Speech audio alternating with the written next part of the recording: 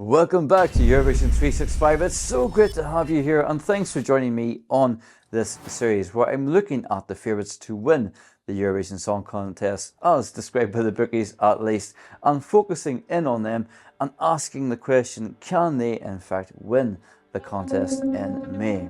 This time it's a turn of Finland, and this year everyone is talking about Käärijä, the rapper in the green bolero who is grabbing his pina coladas tightly while thinking about heading to the dance floor. This has Finnish ingenuity running right throughout it, and is a result, I believe, of Finland's willingness to take risks at the contest.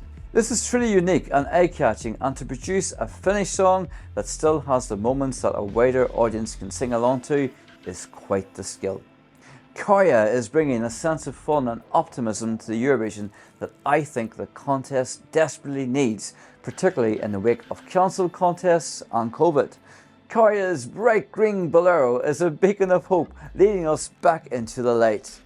I think Eurovision has always had a sense of cheeky fun, and Käärijä captures this perfectly. Finland themselves are also fully invested in the Eurovision selection process.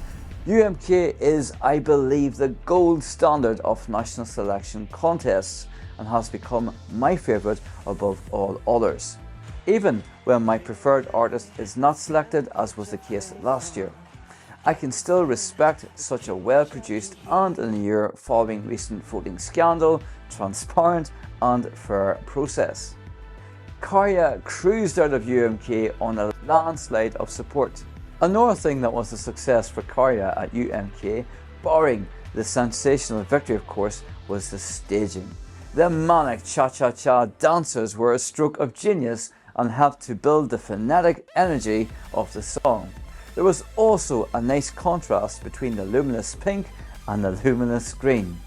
This performance was both funny, entertaining and exceedingly clever in equal measure. There is also a profundity to the song that is not often talked about. The inability to be free to enjoy the dance floor without alcohol is something that I think that most people can relate to.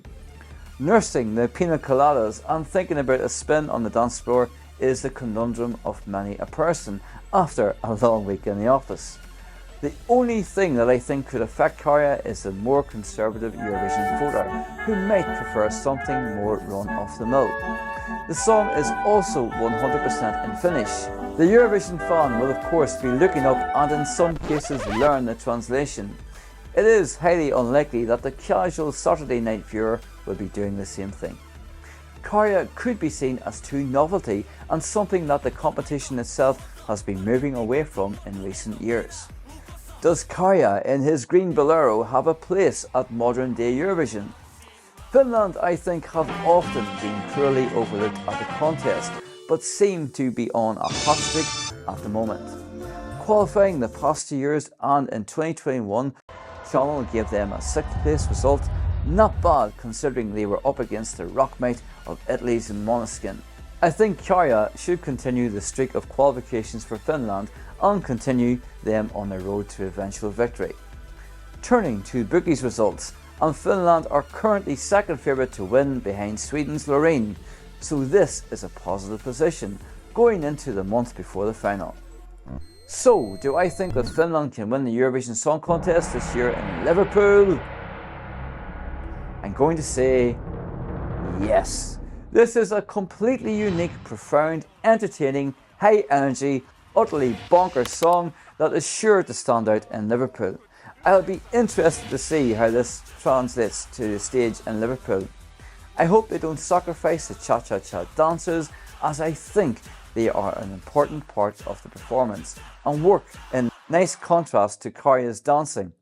I think Finland have been steadily improving year after year, and I think what they are presenting this year is surely a winning formula, and it is highly likely that we will be jetting off to Finland for Eurovision 2024, and I for one would be more than okay with that.